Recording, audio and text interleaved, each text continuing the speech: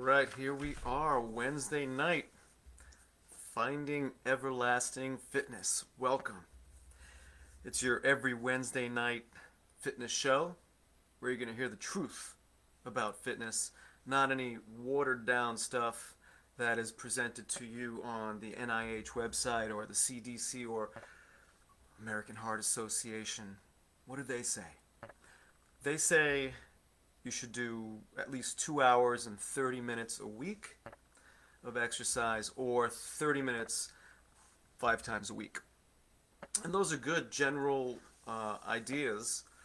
But if you want to find out some deeper tricks, some very important ways to prevent injury to your body as you're getting optimally fit, check out my past blogs that I've put up on my Facebook and Instagram. I recently put up information on squat pace training. Very, very important method of training if you want to optimize your fitness and increase what's called your microcirculation. What is microcirculation? So we have regular circulation, just blood being pumped through our veins, our arteries, and how we get to the cells, to the cellular level, that's the microcirculation. Get good at squat pace training and you will improve your microcirculation.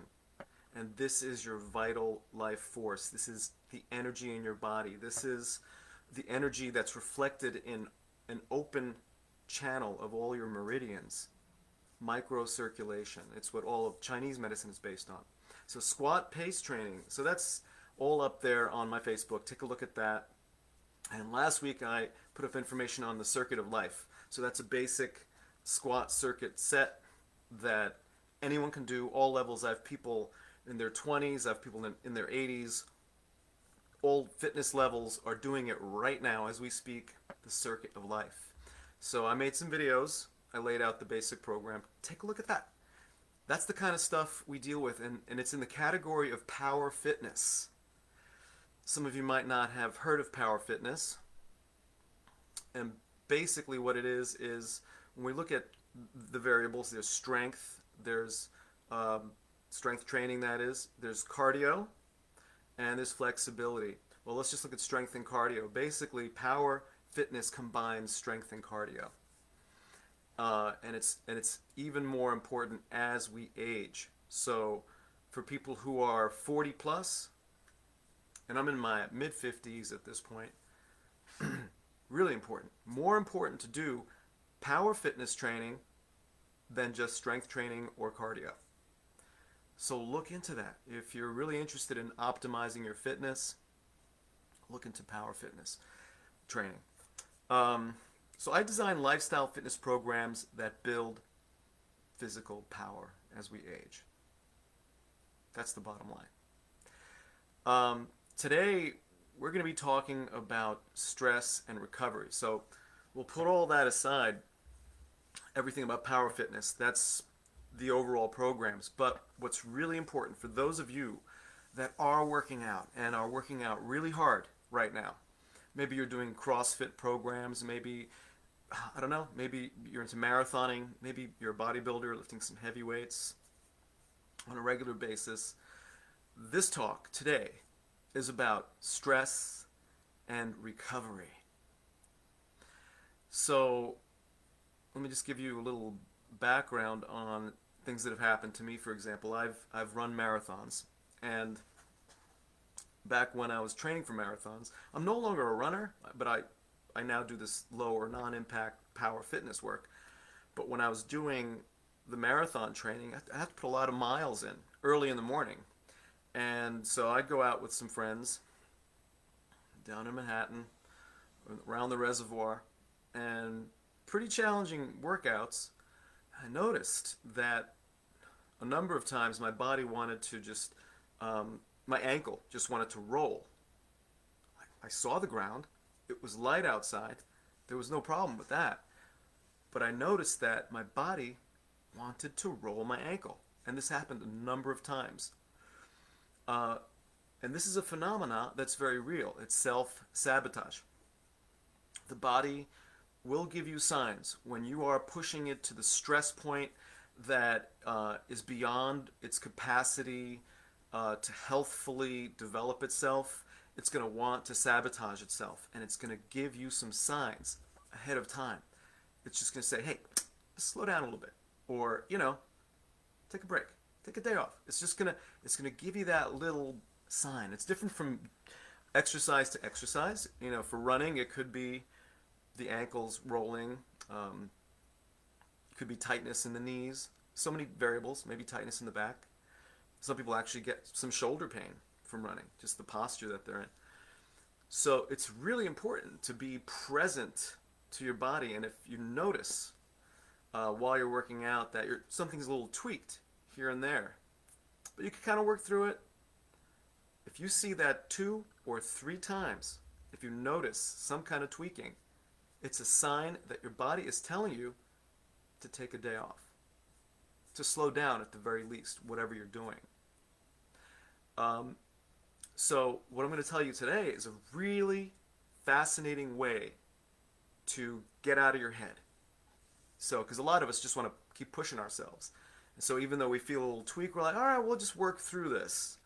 I'll just adjust my posture a little bit. I can make it. But it's not about today. It's about 3 months from now. It's about 6 months from now.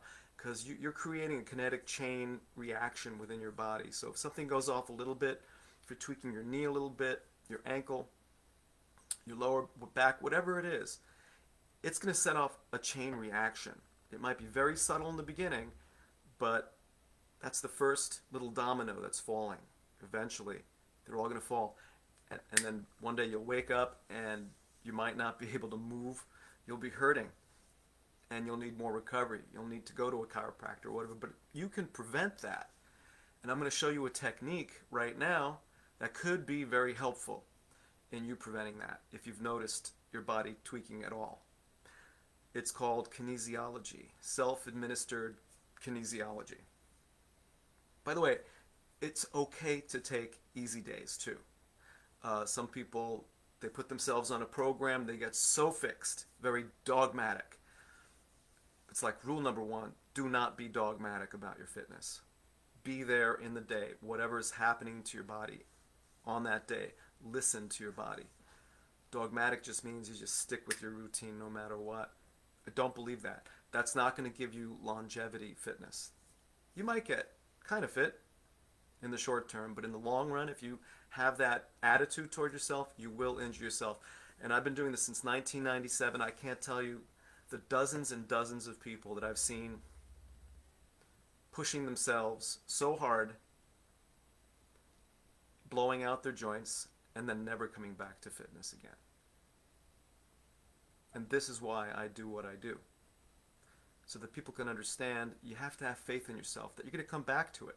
Yeah, your momentum will slow down a little bit, but you'll pick it back up again. You have to have faith in that, especially if you're part of a program, a group of people that are doing it together. Like what we do online. That program's always going to be there. You can always come back to it, and that'll bring you back into the motivation. So it's really that much more important to listen to your body. So let me get back to this kinesiology approach. Really fascinating. Kinesiology is a system where we can tap into the body's subtle energies, and it's an electromagnetic process that's happening within the body. Thoughts can have an impact. We can measure whether we're allergic to certain foods, reactions that we have. I've had some amazing experiences with kinesiology, even just recently.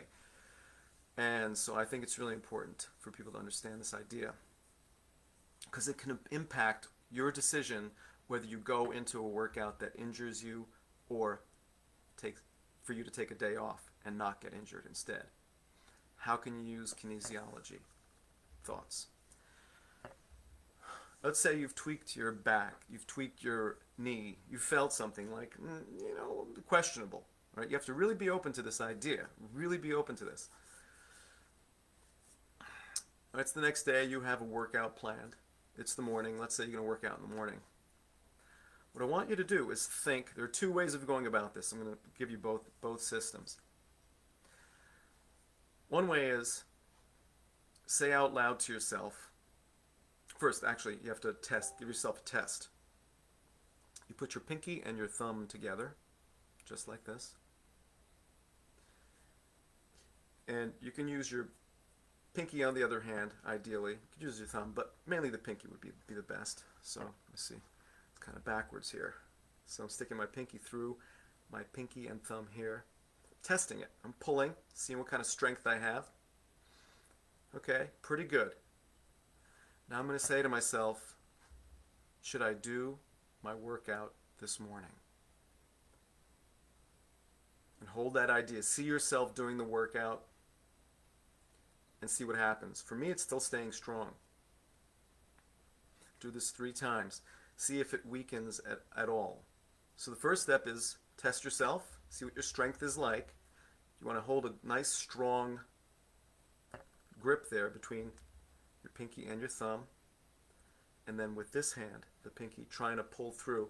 And if you pull through easily, you've lost energy. So there's a break in your circuitry, basically. So that thought, should I exercise this morning or should I do my workout this morning? However you want to phrase it to yourself, it has to be a question. If on a subconscious level there's something going on that's deeper, your body wanting to take a break, it's going to break the circuitry and it's actually going to allow you to pull through. All right, so that's one way of approaching it. The other way of approaching it is taking a piece of paper, writing down the question, should I do my workout this morning? Should I work out this morning? Or you could be even more specific, should I go for my run this morning? Should I do my power fitness training this morning? Whatever the question is, write it down. You're going to put it up here. You're going to hold this right here. And close your eyes. You're going to do this with bare feet, by the way. Close your eyes, and if you feel yourself tipping forward, the answer is yes, you should do your workout. If you feel yourself tipping backwards, just even the slightest bit, the answer is no. Skip that day. These are 2 kinesiological approaches that work with your very subtle electromagnetic fields, your energy force. It's very real. Try it out. And do that, so you don't have to do that every day before a workout. It's just when you feel that you've tweaked something a day before, or something that's questionable, or if you're really, really tired and you're not sure whether you should do your workout. So this is a way for it to be not just you saying I'm copping out, but something deeper in you giving you direction as to whether you should exercise or not. So very, very, very powerful. You want to be in touch with your body on this level, because what this can do is it can prevent injury for you. It can help you to prevent tears, meniscus tears, issues in your cartilage. On days where you're so tired, you push harder, sometimes it's fine, but sometimes that's the day that you'll get injured. So this is a tool. You can even apply both. You could do both kinesiological tests just to confirm for yourself. Those are the days that might actually save your health and fitness. Give it a shot. Let me know what you think. So, wanted to talk just a little bit about recovery. So that was the stress part of it. Physical stress and potential injury. Now this is recovery. Just a couple of points. After doing a hard workout, whether it's weightlifting, whether it's cardio, eat within 45 minutes. Eat a full spectrum of your macronutrients, carbs, proteins, carbohydrates, and fats. Eat it all. It could be a meal, it could be a snack. Make sure to have all your macronutrients in that plate, or it could be a nutrition bar as well. A sugar-free one. There are some great ones out there with low glycemic sweeteners, so look for those. That's important. The body has mechanisms in place. If you catch it within 45 minutes, tops an hour, your body's going to recover faster for the next day. And this is compounding. So if you, let's say, if you're in the habit of not eating for hours after every single workout, you can burn yourself out by the end of the week. But if you fuel yourself within 45 minutes, you can go through your week no burnout whatsoever. Really important. I had one client this week who had that experience in a different way.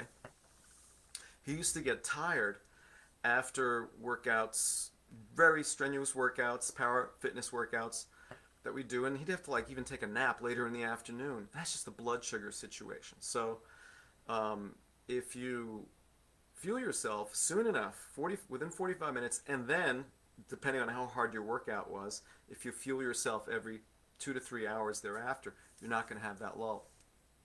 You're going to be fueling your metabolism. You could even burn more fat that way, which is pretty cool. So that's the 45-minute rule. And finally, and I try to keep these around 15 minutes, we're pretty close. Depending on how hard you work out, some people go running as their cardio. And I'm here to tell you, or they do something really hard on the elliptical, or some people have that kind of a training regimen, which is not power fitness training. They just do strength training and cardio separately. And their cardio choice sometimes is way too hard, and they never really fully recover from their strength training. But this also is true for power fitness training. If you're doing some high intensity intervals, some power fitness routines, the next day you might just want to go for a walk instead of going for a run. So you want to be mindful of that. Don't drive yourself too hard day after day. You want to be kind to yourself. Think of the longevity of your fitness. That's what it's all about, really. You want to be even more fit next year. You want to even be stronger the year after that. I tell that to people all the time. The older, the stronger. And I'm here to prove it to the world, and you can prove it to the world too. So I look forward to your comments if you have any. And I'm here every Wednesday at 7 p.m. for your fitness pleasure. Hopefully, I'll see you next Wednesday. Have a great night.